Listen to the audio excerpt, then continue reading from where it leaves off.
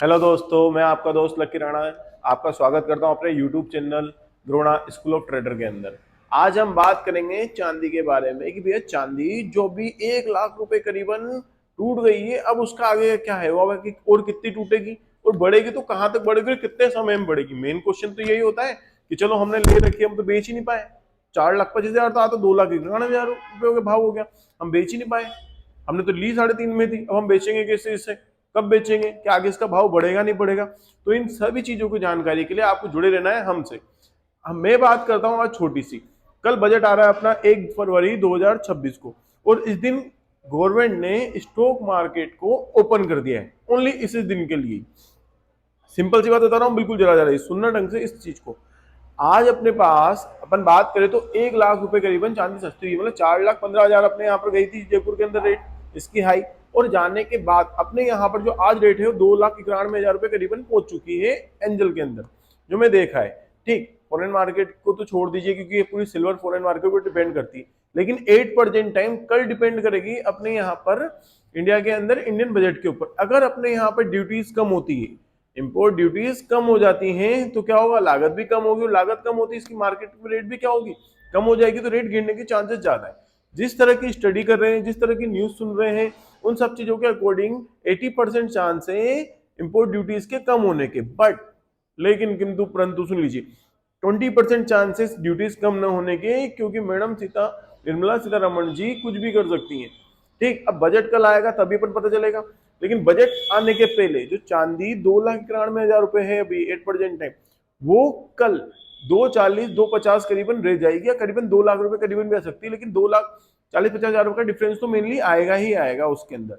लेकिन 11 बजे बाद जैसे ही वो अपनी स्पीच स्टार्ट करेंगी तो मार्केट में बहुत बड़ा फेरबदल देखने को मिल सकता है। ठीक, अगर कल एक्साइज ड्यूटी मतलब जो अपनी इंपोर्ट ड्यूटीज कम नहीं हुई है, ठीक, कम नहीं होती और सेम रहती है, एज इट इज रहती है, तो ये मान लीजिए चांदी की रेट है 5,78,000 रुपए जाने में कोई ज्यादा टाइम नहीं लगेगा, दोबारा वापस स्पाइक मार जाएगी, क्योंकि ग्लोबल मार्केट के अंदर वापस डिमांड बढ़ चुकी है।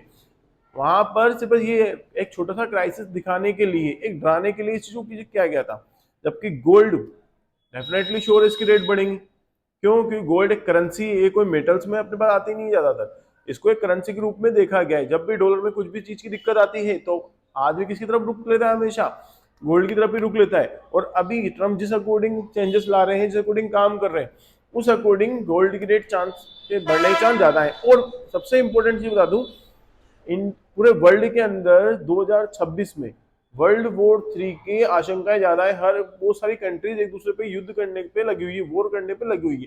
तो उस कंडीशंस के अंदर गोल्ड की रेट 101% ऊपर जाने के चांस बने हुए हैं। तो कल के मार्केट की मैं अपडेट देता हूं थोड़े से। ये ओनली एजुकेशनल वीडियो है, जब भी आप इसमें कोई इन्वेस्ट करें तो अपने वित्तीय सलाहकार से सलाह लेके ही कीजिएगा, उसके अलावा मत कीजिएगा। ठीक, ये मेरा एक प्रेडिक्शन है, ये मेरी एक एजुकेशन नॉलेज है जिसको मैं स्टडी करके बता रहा हूँ। कल के मार्केट के अंदर सिल्वर जो रहेगी 30 से 40-50,000 रुपए करीबन टूटेगी शुरुआत में। अगर एक्साइज ड्यूटी चेंज नहीं होती है तो मार्केट में सिल्वर में वापस रिवर्सल आपको देखने को मिल जाएगा, वापस आपके 3.5 लाख रुपए करीबन चांदी के जाने के चांस, मतलब 3.30 3.20 करीबन जाने के चांस इसके बने हुए हैं। अगेन वापस रिवर्सल मारने के बाद ये हो जाएगा, ड्यूटीज चेंज नहीं होती है। तो फॉरेन मार्केट भी अभी क्लोज है, तो ज्यादा अपन सिल्वर के ऊपर बोल नहीं सकते। अगर फॉरेन मार्केट खुला होता तो अपन बोल लेते, क्योंकि कल ही फॉरेन मार्केट में एक अच्छी बड़ी बिकवाली हुई है सिल्वर के अंदर। जो एक टॉप में था उसको पता है कि इंडियन मार्केट के अंदर अब कैसे क्या करना है। जितने भी देश है वो इंडिया की आर्थिक अर्थव्यवस्था को हिलाने में लगे हुए। तो हिलाने के लिए वो क्या कर रहे हैं, उन्होंने लोगों के दिमाग में इस तरह का हवा बना दिया गोल्ड और सिल्वर, तो आदमी गोल्ड और सिल्वर की तरफ मूव ऑन कर रहा है। इससे अच्छा अगर आपको कुछ इन्वेस्टमेंट करना है, कहीं करना है, तो अपन इक्विटी सेक्शन के अंदर भी अपना ले सकते हैं, क्योंकि अभी इक्विटी सेक्शन 3 साल से क्या जा रहा है, बिल्कुल धीरे धीरे जा रहा है, कम होता जा रहा है। और जब कोई चीज कम होती है तो उसके बढ़ने के चांस क्या होते हैं, एकदम से ज्यादा होते हैं। तो आने वाले 3 सालों में इक्विटी सेक्शन बहुत अच्छी तरह से अपडेट हो सकता है। Thank you. आगे की जानकारी के लिए जुड़े रहे हमसे इसी अपने यूट्यूब चैनल पे। Thank you.